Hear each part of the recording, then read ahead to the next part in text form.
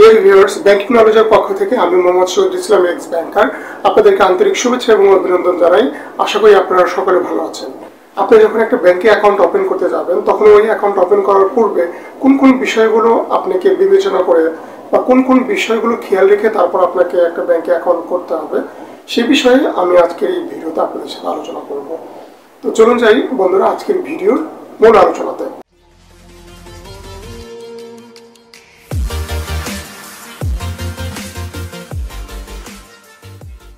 প্রিয় বন্ধুরা, আপনি যখন কোনো ব্যাংকে অ্যাকাউন্ট ওপেন করবেন, যে কোনো ধরনের অ্যাকাউন্ট, যেমন ধরেন সঞ্চয় অ্যাকাউন্ট, চলতি অ্যাকাউন্ট, ফিক্সড ডিপোজিট বা এফডিআর অ্যাকাউন্ট, অথবা যখন আপনি একটা মান্থলি ডিপিএস অ্যাকাউন্ট ওপেন করতে যাবেন, তখন আপনাকে এই বিষয়গুলো খেয়াল রেখে তারপর ওই ব্যাংকে আপনাকে অ্যাকাউন্ট ওপেন করতে হবে। একটা ব্যাংকে অ্যাকাউন্ট ওপেন করার পূর্বে প্রথমে আপনাকে অ্যাসেস করতে হবে কোন ধরনের অ্যাকাউন্টটা আপনার বেশি প্রয়োজন। আপনি যখন একটা ব্যাংকে অ্যাকাউন্ট ওপেন করতে যাবেন, তখন আপনাকেই নির্ধারণ করে নিতে হবে আপনার কোন ধরনের অ্যাকাউন্টটা সবচেয়ে বেশি দরকার বা আপনি কোন ধরনের অ্যাকাউন্ট ওপেন করতে যাচ্ছেন।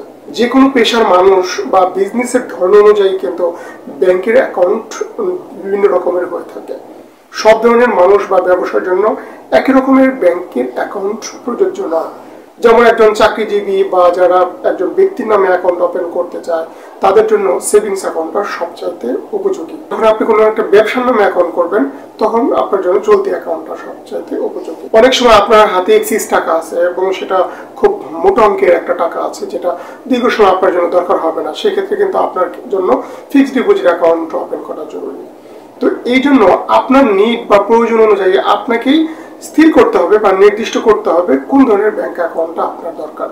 আপনার কি ফিক্সড ডিপোজিট অ্যাকাউন্ট ওপেন করা দরকার, আপনার কি সেভিংস অ্যাকাউন্ট ওপেন করা দরকার, না আপনার জন্য চলতি অ্যাকাউন্ট সবচাইতে উপযোগী। তো আপনি আপনার প্রয়োজন অনুযায়ী প্রথম আগে যে ধরনের অ্যাকাউন্টটা আপনার প্রয়োজন সেই ধরনের অ্যাকাউন্টটা আপনি নির্দিষ্ট করবেন। দ্বিতীয়ত হলো, আপনি যে ব্যাংকে অ্যাকাউন্ট ওপেন করতে চান বা কোন ব্যাংকে আপনি অ্যাকাউন্ট করবেন, সেই ব্যাংকটা আপনি নির্ধারণ করবেন। আমাদের দেশে বর্তমানে 50টার উপরও শিডিউল ব্যাংক রয়েছে। এখন এই ব্যাংকগুলোর থেকে আপনাকেই নির্ধারণ করে নিতে হবে কোন ব্যাংকটা ভালো। সব ব্যাংকের অবস্থা কিন্তু একরকম নয়। আপনাকে ব্যাংকের আর্থিক অবস্থা এবং ওই ব্যাংকের লিকুইডিটি অবস্থা কেমন, সেই ব্যাংক টাকা নিয়ে গ্রাহকের টাকা ঠিক মতো ফেরত দেয় কিনা, গড়িমসি করে কিনা, এই বিষয়গুলো বিবেচনা করে তারপরে ওই ব্যাংকটাকে আপনার নির্ধারণ করে নিতে হবে। আপনার অ্যাসেসমেন্টে বা আপনার ইভ্যালুয়েশনে যে ব্যাংকটা মনে হয় সবচাইতে ভালো এবং তার আর্থিক অবস্থা ভালো, সেই ব্যাংকটাকে আপনাকে সিলেক্ট করতে হবে। 3 নম্বর হলো, ব্যাংকের কোন শাখায় আপনি অ্যাকাউন্ট ওপেন করবেন। একটা ব্যাংকের অনেক শাখা থাকে। সাধারণত যে শাখাটা আপনার বসস্থানের আশেপাশে, ওই ব্যাংকের শাখায় বা ব্রাঞ্চে আপনি অ্যাকাউন্ট করবেন। কারণ একটা ব্যাংকে যখন আপনি অ্যাকাউন্ট ওপেন করেন, তারপরে কিন্তু ওই ব্রাঞ্চে নিয়মিত আপনাকে যেতে হয়, টাকা জমা দিতে, উত্তোলন করতে, চেক বই ওঠাতে, স্টেটমেন্ট আনতে, credit card related, debit card related problem ইত্যাদি বিভিন্ন প্রয়োজনে আপনাকে কিন্তু ব্যাংকে যেতে হয়। আপনার বাসা বা আপনার বাড়ির সবচাইতে নিকটে ওই ব্যাংকের যে শাখা বা ব্রাঞ্চ, ওই ব্রাঞ্চে আপনি আপনার অ্যাকাউন্টটা ওপেন করবেন। যারা গ্রামে থাকেন, গ্রামে আপনাকে ব্যাংকের অ্যাকাউন্ট ওপেন করতে গঞ্জে আসতে হয় বা জেলা শহরে আসতে হয়। এই জেলা শহরে এখন কিন্তু প্রায় প্রতিটি ব্যাংকেরই ব্রাঞ্চ রয়েছে। আপনার সবচেয়ে যে ব্যাংকটি বেশি পছন্দ বা আপনার জন্য উপযোগী, সেই ব্যাংকের শাখায় গিয়ে আপনার জেলা শহরে বা উপজেলা শহরে আপনি আপনার অ্যাকাউন্টটা ওপেন করবেন। যে বিষয়টা আপনাকে নজর দিতে হবে সেটা হচ্ছে ওই ব্যাংকের অফিসাররা আপনাকে কিরকম সেবা দেয়, মোট কথা সেবার মান কেমন। আমাদের দেশে যে সমস্ত ব্যাংকগুলো এক্সিস্ট রয়েছে, সেই ব্যাংকগুলোর সব ব্যাংকগুলোর কিন্তু সেবার মানটা ভালো না। কোনো কোনো ব্যাংকে কিন্তু অফিসাররা ভালো মতো গ্রাহকদেরকে সেবা দেয় না। আমাদের অনেক নজির বা এরকম অনেক ঘটনা ঘটেছে, অফিসার গ্রাহককে ইনসাল্ট করেছে, অপমান করেছে, ব্রাঞ্চ থেকে বের করে দিয়েছে। গ্রাহক হচ্ছে একটা ব্যাংকের বা ব্রাঞ্চের সবচেয়ে সম্মানিত লোক। গ্রাহকের সাথে একজন ব্যাংকের অফিসার বা ম্যানেজারকে সবসময় সুসম্পর্ক রাখতে হবে এবং গ্রাহকের সাথে ভালো বিহেভ করতে হবে, গ্রাহকের সর্বোচ্চ সেবা দিতে হবে। এই যে ব্যাংক বা যে ব্যাংকের শাখা গ্রাহকের সবচাইতে ভালো সেবা দেয়, সেবার মান সবচাইতে ভালো, আপনি সেই ব্রাঞ্চে আপনার অ্যাকাউন্ট ওপেন করবেন। আমাদের দেশের সরকারি ব্যাংকগুলো কোনো কোনো সময় খুব অল্প সংখ্যক কিছু অফিসার গ্রাহকদের সাথে অসৌজন্যমূলক আচরণ করে থাকে। তারপর আমি বলবো, সরকারি ব্যাংকগুলোই কিন্তু অ্যাকাউন্ট করার জন্য সবচাইতে উপযোগী। সরকারি ব্যাংকগুলোর কিছু কিছু খারাপ বিহেভিয়ার নজির থাকলেও আপনাকে সরকারি ব্যাংকটা যদি বেছে নেন, সেটাই আপনার জন্য সর্বোত্তম। তবে প্রাইভেট ব্যাংকের ক্ষেত্রে সার্ভিসের দিকটা আপনাকে অবশ্যই নজর দিতে হবে। 5 নম্বর হচ্ছে মিনিমাম ব্যালেন্স। প্রতিটা ব্যাংকে আপনি যখন বিশেষ করে সেভিংস অ্যাকাউন্ট বা আপনি চলতি অ্যাকাউন্ট বা এসএনডি অ্যাকাউন্ট ওপেন করবেন, তখন তারা একটা মিনিমাম ব্যালেন্স রাখে। এটা ফরেন ব্যাংকগুলো খুব বেশি পরিমাণের টাকা তাদের অ্যাকাউন্টে আটকে রাখে, বা যে টাকাটা উত্তোলন করা যায় না সেভিংস অ্যাকাউন্টে তারা হোল্ড করে রাখে, এটাকে বলা হয়ে থাকে ওই অ্যাকাউন্টের মিনিমাম ব্যালেন্স। ফরেন ব্যাংকগুলো যেমন Standard Chartered, HSBC, Commercial Bank of Ceylon, এরা কিন্তু আপনি যখন ওইসব ব্যাংকে সেভিংস অ্যাকাউন্ট বা আপনি চলতি অ্যাকাউন্ট ওপেন করতে যাবেন, তারা 50,000 টাকারও বেশি তারা মিনিমাম ব্যালেন্স রাখে। ওই 50,000 টাকা আপনি উত্তোলন করতে পারবেন না। অন্যদিকে আমাদের দেশের কিছু ব্যাংক রয়েছে, তারাও 5,000 টাকার বেশি সেভিংস অ্যাকাউন্টগুলোতে মিনিমাম ব্যালেন্স হিসেবে হোল্ড আপ করে রাখে, যেটা আপনি উত্তোলন করতে পারবেন না। ডাচ বাংলা ব্যাংকের সেভিং প্লাস অ্যাকাউন্ট সেটা তারা 5,000 টাকার বেশি আপনার হোল্ড আপ করে রাখে বা মিনিমাম ব্যালেন্স রাখে। যে টাকাটা আপনি ওই ব্যাংকে যদি অ্যাকাউন্ট করেন, তাহলে ওই অ্যাকাউন্ট থেকে আর উত্তোলন করতে পারবেন না যতক্ষণ পর্যন্ত আপনি অ্যাকাউন্টটা ক্লোজ না করেন। আপনি যদি অ্যাকাউন্টটা ক্লোজ করেন, তাহলে ওই অ্যাকাউন্ট ক্লোজ করে সব চার্জ মিট আপ করে যদি কিছু টাকা আপনি পেয়ে থাকেন, তাহলে শুধুমাত্র মিনিমাম ব্যালেন্স থেকে আপনি টাকা উত্তোলন করতে পারবেন। তাই যে ব্যাংকগুলোতে সেবার মান ভালো, অন্যান্য ক্রাইটেরিয়া ভালো, সেই সাথে মিনিমাম ব্যালেন্সটা কম, ওই ব্যাংকগুলোতেই আপনি অ্যাকাউন্ট করার চেষ্টা করবেন। যেমন আমাদের দেশে অনেক ব্যাংক রয়েছে যারা খুব মিনিমাম ব্যালেন্সে সেভিংস অ্যাকাউন্ট গ্রাহকের নামে ওপেন করে থাকে, যেমন সোনালী, জনতা, অগ্রণী সহ সরকারি যে ব্যাংকগুলো রয়েছে, এই সকল ব্যাংকগুলো গ্রাহকের অ্যাকাউন্টে সেভিংস অ্যাকাউন্ট ওপেন করার সময় খুব অল্প পরিমাণের মিনিমাম ব্যালেন্স রাখে।